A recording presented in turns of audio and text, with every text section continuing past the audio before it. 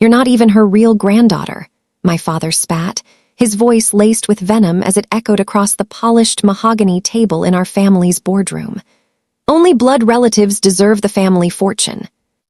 I stood frozen, the weight of his words crashing over me like a wave. The world around me seemed to blur as I tried to process what he had just said. My grandmother had passed away only 3 days ago, and already the family was fracturing over her will.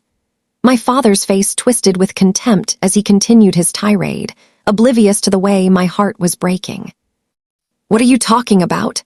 I managed to ask, my voice barely audible over the thunderous thumping in my chest. I couldn't believe this was happening. The man I had trusted, the man I had called my father for 27 years, was now telling me that I didn't belong in this family, that I wasn't even really part of it. "Don't play innocent, Janet," he sneered, packing the oriental rug beneath his feet, as if the words he was about to say would somehow erase the years of affection he had pretended to show me. "Your mother's little secret isn't so secret anymore." A chill ran down my spine. What secret? My mind raced with 1,000 thoughts, none of them making sense. My mother's secret, what had that to do with me? He stopped packing and turned to face me, his eyes cold and unforgiving. The picture of my grandmother hung above the fireplace, silent and stoic, watching over the family in a way none of us ever could. "You're not a Blackwell. You never were," my father continued, each word cutting deeper into me. "When the lawyer confirms it, you'll get nothing from her estate, not a single penny." My throat tightened. I couldn't breathe. My mother had always told me I was her daughter, that I was loved, that I belonged in this family. And yet, here was my father, the man who had always been so distant, so cold, telling me that everything I had ever believed about my identity was a lie. I looked at him, holding my composure even though my world was crashing around me. "Do you promise to keep your word about this, that only blood relatives deserve my grandmother's inheritance?" I asked, struggling to keep the tremor out of my voice. I needed to know if I was really being cut out of everything I had ever known, everything I had ever worked for. "Absolutely," he said with such finality that it felt like a hammer slamming down on the last remnants of my childhood. His words left a heavy silence in the room as I tried to process them.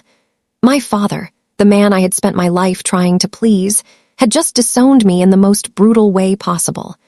I had always been the one to try and make things right, to prove my worth in the family, yet none of it mattered. "I'll make sure the family legacy stays with the real Blackwells," he added, almost as an afterthought, as if erasing me from the family was the only way to protect it. His arrogance was palpable. I stood there, stunned, unable to find the words. What did this mean for me? What did this mean for my future? Was this my place in the family all along? To be nothing more than a shadow, a byproduct of someone else's secret? As my father turned to leave, dismissing me with a cold wave of his hand, I felt a surge of emotion rising within me. There was a deep, primal ache in my chest. Betrayal. But there was something else, something I hadn't quite recognized at first. A spark of defiance. A fire that had been smoldering inside me for years, waiting for a moment like this. I would not let this be my fate. I would not be erased. But as I watched him walk out of the room, the weight of everything hit me like a freight train. The family I had worked so hard to be a part of had just cast me aside. The inheritance that I had believed was mine to claim was now being ripped away. And I, Janet Blackwell, was being shoved to the side like I had never mattered. I took a shaky breath and reached for my phone. My fingers hovered over the screen as I dialed my mother's number. The question burned in my mind, but I had no idea how to ask it. What was I? The phone rang. Once, twice, a click, she picked up. "Janet," my mother's voice trembled on the other end of the line. She knew what had just happened, but there was more. There was always more with my family. "We need to talk about your father tonight. Alone," she said, the words barely more than a whisper. 1,000 questions flooded my mind as I processed her request. Why tonight? Why alone? I had to know. My whole life, my whole identity, had just been thrown into question. I was no longer the person I thought I was. Everything I had worked for, everything I had believed in, had just been shattered. And it was all because of a secret I had never known existed. As I sat in my car outside the cafe, I found myself gripped by a sense of dread I couldn't quite shake. The buzzing in my chest matched the rapid thudding of my heart as I stared at the muted lights of the cafe. The woman on the other side of the phone, my mother, had asked me to meet her alone to discuss something I knew would change everything. Something about my father, something about me. But what could it be? What was the secret? The world around me seemed to slow down. Every car that passed, every pedestrian crossing the street, felt like a distraction from the storm inside my mind. How had everything escalated so quickly? A few days ago, my grandmother was still here. I had been dealing with her loss, her absence still an open wound on my heart. Now, less than 72 hours after her death, I was faced with the horrifying truth that everything I thought I knew about my identity, my place in the family, was built on lies. I took a deep breath and stepped out of the car, my heels clicking sharply on the pavement as I walked toward the cafe. The door jingled as I entered, and I immediately spotted her. My mother, sitting at a small corner table, her hands nervously twisting her napkin. She looked older, frailer somehow, as though the years of holding secrets had finally started to weigh on her. "Mom," I greeted, my voice trembling slightly despite my best efforts to keep it steady. I didn't know how to feel. Anger, betrayal, confusion, all of them mixed together like a bitter cocktail, leaving me nauseous. She looked up at me, her eyes tired, but there was something else in them, something I had never seen before. Fear, regret, maybe even shame. She gestured to the chair opposite her, a silent invitation to sit. As I did, I noticed the way her hands were shaking. She reached for her coffee cup but then put it back down without drinking, her eyes never leaving me. "Janet," she began, her voice quieter than usual. "I never wanted you to find out this way. I never thought it would come to this. But now you need to know the truth. I owe it to you." I swallowed hard, trying to force the lump in my throat to dissolve. The truth. The words that had been haunting me ever since my father's cruel declaration echoed in my mind. What could be worse than what he had already told me? How could my mother, the woman who had always been my pillar, be part of this lie? "Mom, just tell me, what is going on?" My voice cracked as I spoke, betraying the emotions I had been trying so hard to control. I wanted answers. I needed them. The uncertainty was unbearable. She sighed heavily and leaned back in her chair, her fingers absent-mindedly tracing the rim of her coffee cup. I could tell that she had been rehearsing this conversation, but now that the moment had arrived, she was struggling to find the right words. "Douglas isn't your biological father," she said finally, her words hanging in the air like a thunderclap. The ground beneath me felt like it shifted, and for a moment I thought I might fall. The world spun as I processed what she had just said. My father wasn't my father. The man who had raised me, the man who had been so distant, so cold for as long as I could remember, he wasn't my real father. I stared at her, speechless, my mind whirling with the implications. My body froze, and it took all my willpower not to collapse into the chair. "Then who is?"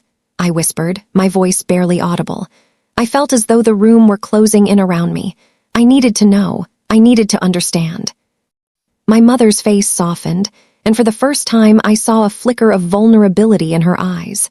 She looked down at her hands, as if gathering the strength to speak. "James, your uncle. James Blackwell. He's your biological father." The words hit me like a ton of bricks. I felt my breath leave my lungs as if they had been stolen. My uncle. The man who had always been so distant, so separate from the family drama that seemed to envelope us at every turn. James. My mind raced back to the few memories I had of him. The rare visits, the warm smiles, the feeling of being cared for in a way that was absent from the cold distance of my father. "But why didn't you tell me? Why didn't you tell anyone?" My voice cracked again, and I felt a tear slip down my cheek. All these years, I had believed my father was my biological parent. Now it turned out that the man I had always tried to please, the one who had rejected me and kept me at arm's length, was not even my true father. Douglas wasn't my father. "Because I couldn't," my mother answered, her voice trembling with the weight of her own guilt. "When I got pregnant with you, James had already left for Seattle. He had his own life, his own future. And your father, Douglas, he was there for me. He was willing to take responsibility, but I didn't love him like I loved James. I never did." She paused, the silence between us heavy. Douglas insisted that the child was his. He wanted a family. He wanted legitimacy. And at the time, it seemed like the best choice. I never thought things would turn out like this. I nodded slowly, taking in her words, the truth of them sinking deep into my bones. It made sense now. The distance, the coldness, the unspoken tension between my father and me. And now, with my grandmother gone and her will up for grabs, everything had come to a head. "Why is this coming out now, after all these years?" I asked, my voice barely above a whisper. My mother's face hardened, a storm cloud passing over her features. "Because your father's greed has finally caught up with him. He's afraid of losing everything. He's afraid that you, Janet, will inherit what he believes should be his, the Blackwell fortune, the legacy." I felt my pulse quicken at the mention of the fortune. My mind was already racing. The Blackwell fortune, the wealth, the family name. It was all I had ever known, all that my father had ever cared about. And now, he was using my lack of a blood connection to James as his way of cutting me out. He was trying to deny me everything. But what if the truth was on my side? What if my biological connection to James, my uncle, who had always treated me with warmth and kindness, was the key to unlocking my place in the family? "I won't let him do this," I said quietly, more to myself than to my mother. "I won't let him steal everything I've worked for." My mother reached across the table, her hand trembling as she grasped mine. "You have to be careful, Janet. Douglas will stop at nothing. He'll do whatever it takes to keep you from getting what you deserve. But this isn't just about the money. It's about what your grandmother wanted. She trusted you. She believed in you." The weight of her words settled over me like a cloak. I had never been particularly close to my father, but I had always believed he was my protector. Now, in one cruel moment, that belief was shattered. My father was the man who had pushed me away, who had always expected more from me than I could give. And now, he was trying to erase me from his legacy, all because of his greed and obsession with bloodlines. But I wasn't going to let him get away with it. I stood up abruptly, pushing my chair back with a force that rattled the cups on the table. "I'll fight him," I said, my voice steady with resolve. "I'll fight for what's rightfully mine, and I'll fight for James. He deserves to know the truth." My mother nodded, tears welling in her eyes. "I'll be with you, Janet, every step of the way." The next few days passed in a blur of anxiety and anticipation. Every time I closed my eyes, I saw the image of my father's cold, calculating face, declaring that I wasn't his daughter and that I didn't deserve to inherit a single penny of the Blackwell fortune. That image would not leave my mind, and neither would the haunting words of my mother about James, the man who was my biological father.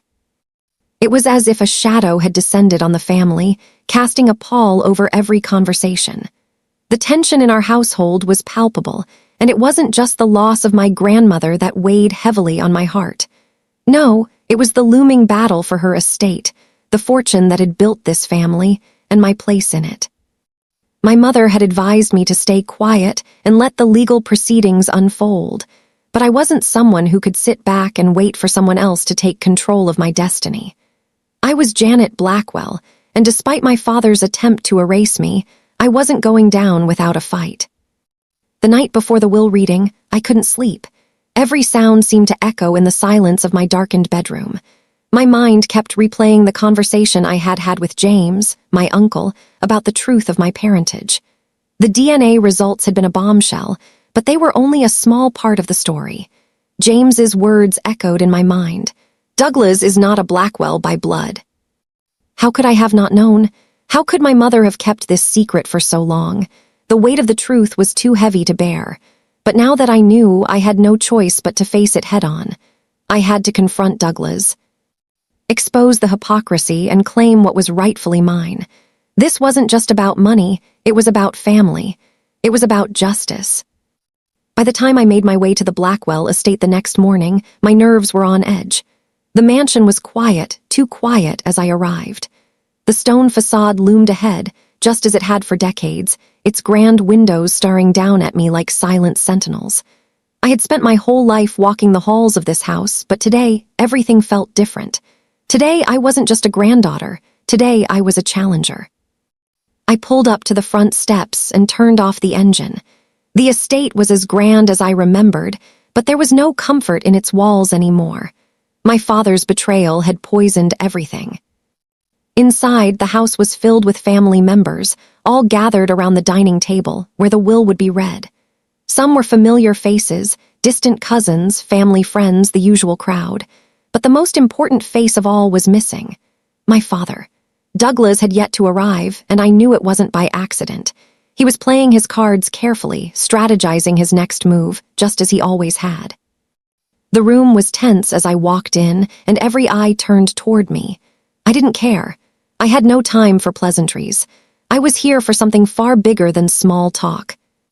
"Janet," my mother greeted me quietly, offering me a seat next to her. I nodded but didn't speak. I couldn't afford to be distracted by anything or anyone. I had a mission. As I sat down, I noticed James was already there, looking unusually calm for the storm we were about to face. His eyes met mine for a brief moment, and I gave him a subtle nod. He had been my rock in all of this. He understood more than anyone what was at stake. Today wasn't just about inheritance. It was about identity, loyalty, and the bonds that had been broken by greed and pride. The lawyer, Harrison Mills, a man with impeccable manners but a reputation as a loyal servant of my father, cleared his throat and stood at the head of the table. His presence seemed to command the room, but there was a nervousness in his eyes that betrayed the calm he tried to project. "Ladies and gentlemen," he began, "thank you for gathering today. We are here to read the last will and testament of Alina Blackwell. The instructions have been clear, and I will do my best to carry them out with respect." He reached for the folder in front of him, and the room fell silent. I could feel the collective breath being held as everyone waited for the reading to begin. This was it, the moment that would change everything. Harrison flipped the first page, adjusting his glasses. "The first bequest of Alina Blackwell's estate is to her son, Douglas Blackwell, who will inherit the majority of her holdings, including her private residence, a percentage of the Blackwell fortune, and the family trust." There it was, the first blow. Douglas had been expecting it, but I could see the tightness in his jaw. He didn't smile, not yet. He never smiled until everything was in his control. Harrison continued, but I wasn't paying attention to him anymore. I was watching my father, my supposed father, sitting there in his expensive suit, his eyes shifting nervously. He was like a cornered animal, trying to maintain his dignity in the face of something he couldn't control. "Next," Harrison said, "I would like to address the bequests to Jennifer Blackwell, granddaughter of Alina Blackwell." The room stilled even further. My father's eyes narrowed, and I could feel the tension in the air. He had been working tirelessly to prevent me from receiving anything, but it was too late for that. I had the DNA results. I had the truth. And no matter what he did, it wasn't going to stop me from claiming what was mine. "Jennifer Blackwell," Harrison read, "is to receive the sum of $10 million, along with the Blackwell family crest and a significant portion of the Blackwell art collection.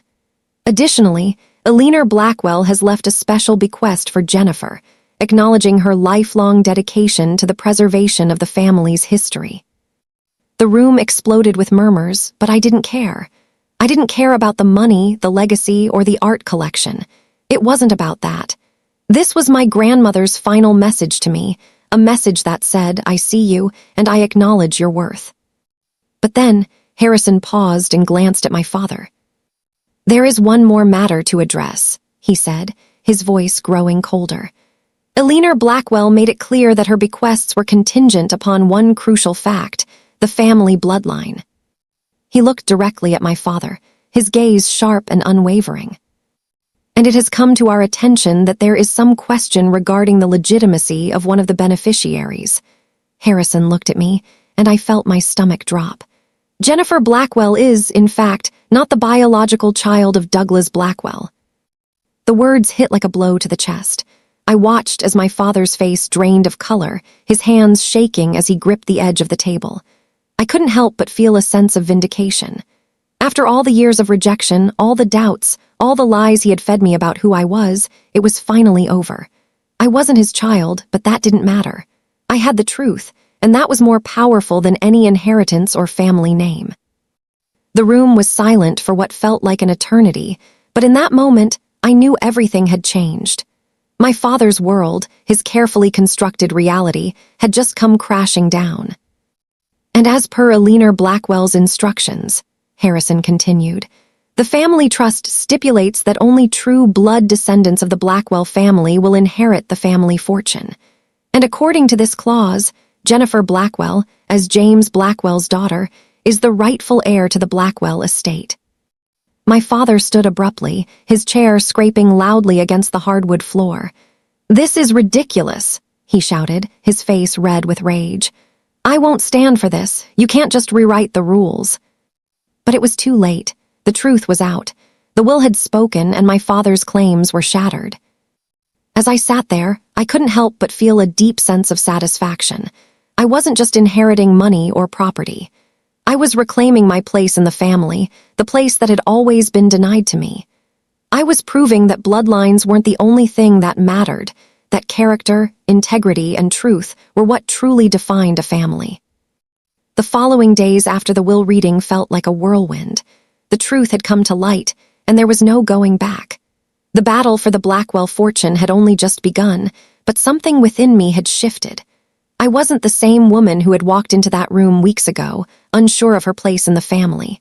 I was no longer the underdog, I was the rightful heir, and nothing would stand in my way. My father, Douglas Blackwell, was a man used to getting what he wanted. He had spent his life building an empire, one that he controlled with a ruthless hand. Now, that empire was under threat, and he was more dangerous than ever. The anger I had seen in his eyes at the will reading hadn't faded. It had only grown, simmering beneath the surface like a storm ready to erupt. The first call came late that night. Harrison Mills, the family lawyer, his voice low and filled with tension. "Janet," he said, his tone clipped, "your father's going to fight this. He's not going down without a fight, and neither is his legal team. You need to prepare yourself for what's coming." The warning came as no surprise. I had known this moment was coming, but hearing it from Harrison's mouth only made it feel real. The battle for my inheritance, for my right to be seen as a true Blackwell, was about to get ugly. I sat in the dim light of my living room, my mind racing with the possibilities. There were legal avenues I could pursue, strategies I could use. But one thing was clear, this wasn't just about money. It was about respect, about claiming what was rightfully mine after years of being cast aside. The next day, I called James. My uncle had been a beacon of support through this storm, and I knew I needed him now more than ever. "We need to get ahead of this," James said when I picked up the phone. "Douglas has deep pockets and plenty of influence, but we have something he doesn't, truth. We have to expose him for what he is." I could feel the fire in his words, the passion that matched my own. James had never been one to sit idly by, and neither was I. If Douglas wanted to fight, then I would show him just how far I was willing to go. "We need to meet with Bernard Walsh," I said, referring to my grandmother's longtime attorney. "He's the only one who might have the final pieces to the puzzle." James agreed, and within hours, we were on our way to the old law office on the outskirts of Philadelphia. It was a quiet, dignified place, full of leather-bound books and dusty legal documents that seemed to hold the weight of generations of Blackwell history. When we arrived, Bernard was waiting for us, as composed as ever. His age showed in the lines of his face, but his eyes were sharp, and he carried himself with the quiet confidence of a man who knew more than he ever let on. "I've been expecting you," he said with a knowing smile as he gestured for us to sit. "I had a feeling you would want to talk. This is bigger than just inheritance, isn't it?" I nodded, unable to hide the frustration that had been building inside me. Douglas is fighting this, and I need to know everything. Every document, every letter, every detail. We need to beat him at his own game.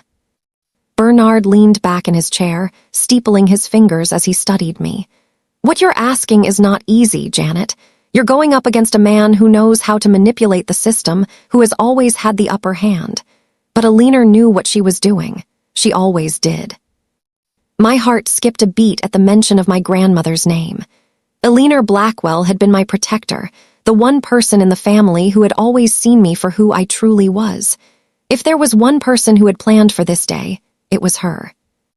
Bernard stood and walked to a filing cabinet in the corner of the room. He pulled out an old manila folder, worn at the edges, and placed it on the table in front of us. "I knew there would come a time when this information would be needed," he said, his voice quiet but full of gravity. "Your grandmother had the foresight to anticipate your father's reaction, Janet.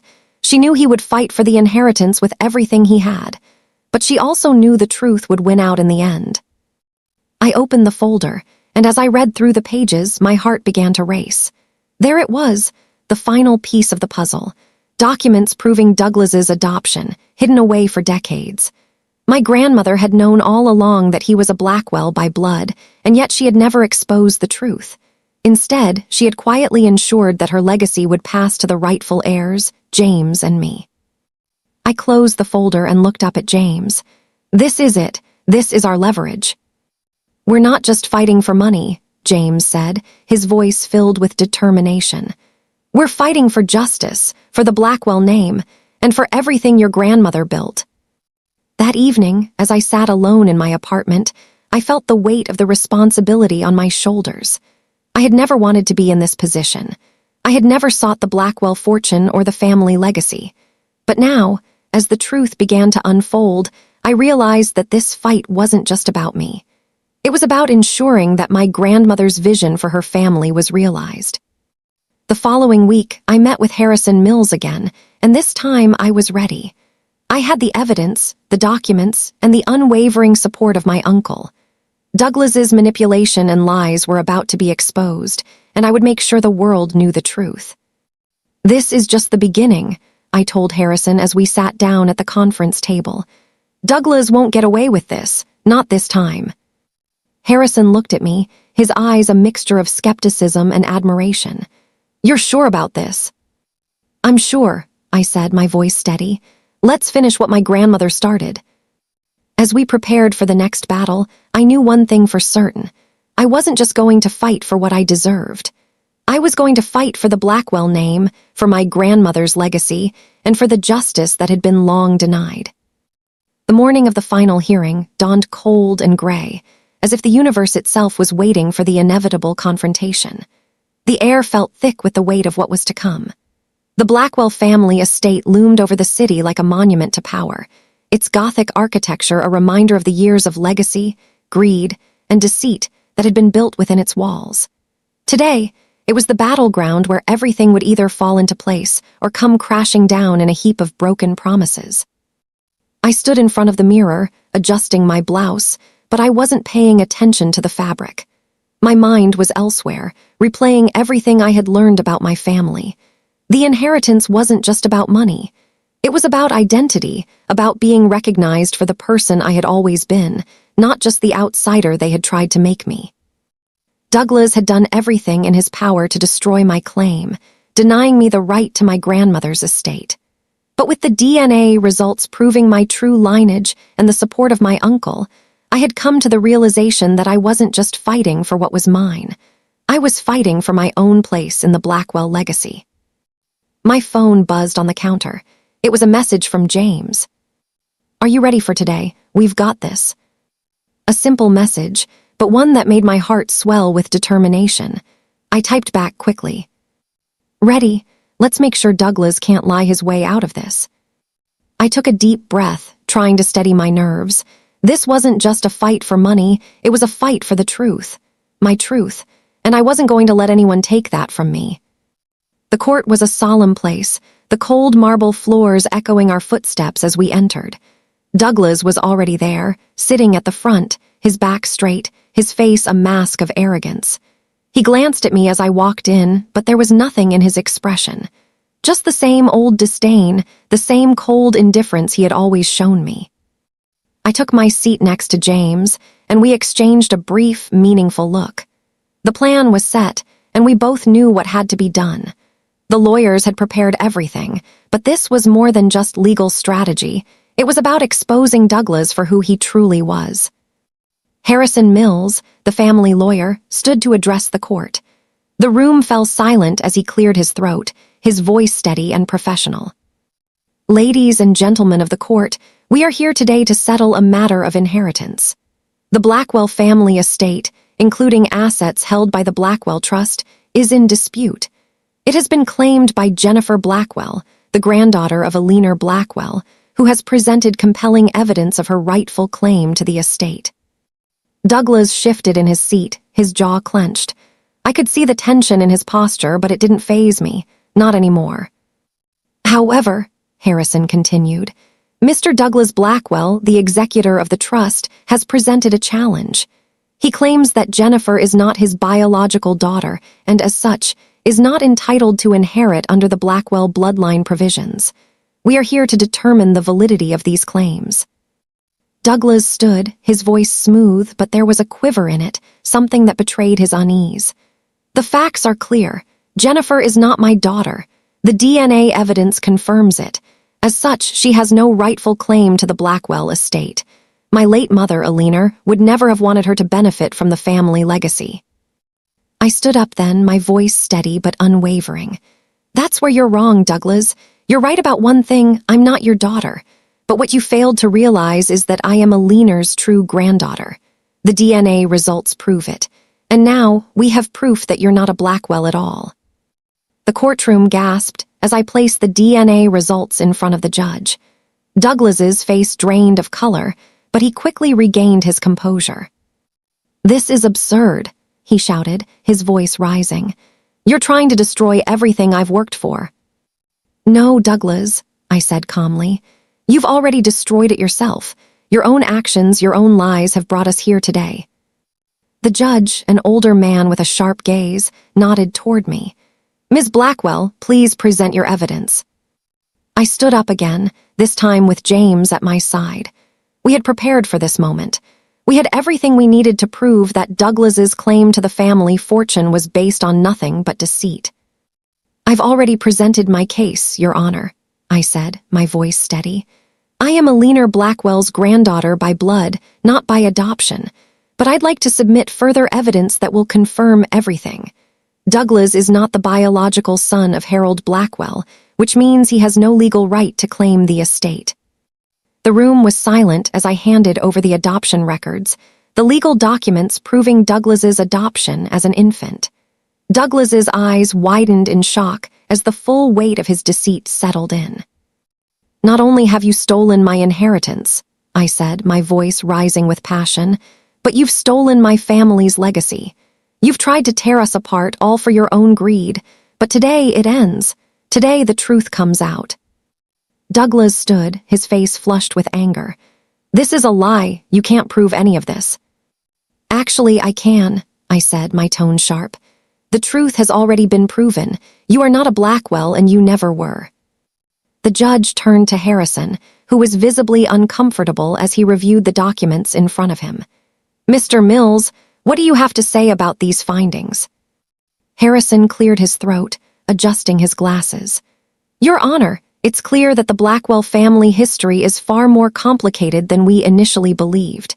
The evidence presented by Ms. Blackwell is valid, and it seems the claims made by Mr. Douglas Blackwell are unfounded. Douglas slumped in his chair, his face pale and defeated. He had fought so hard to keep his hold on the family fortune, but in the end, his lies had come undone. The judge turned to me. Ms. Blackwell, it appears the evidence supports your claim. You are the rightful heir to the Blackwell estate. My heart pounded in my chest as the room erupted in a murmur of approval.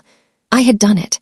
Against all odds, against the man who had spent his life trying to erase me, I had won.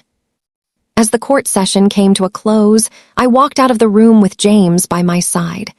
I could hear Douglas shouting behind me, but it didn't matter anymore. His words were meaningless. The truth had been exposed, and justice had been served. In the days that followed, the Blackwell estate was officially transferred to me. The fortune, the family name, everything my grandmother had intended for me, it was all mine. And with it, I had the power to rebuild, to create something better from the ashes of betrayal. Douglas, of course, fought back in the only way he knew how, legally. But the truth had already been decided, and there was no way he could reverse what had been done. His legacy, built on lies and manipulation, crumbled beneath the weight of his own hypocrisy.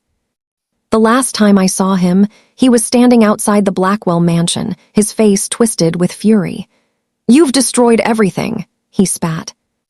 "No," I said, my voice calm. "You did that all on your own." As I looked toward the future, I realized that the battle for my inheritance had not only given me what was rightfully mine, it had given me something even more valuable. It had given me the strength to reclaim my place in the family, to build a future that was no longer dictated by Douglas's cruelty and deceit. It had given me the power to create my own legacy. And in the end, that was the greatest inheritance of all.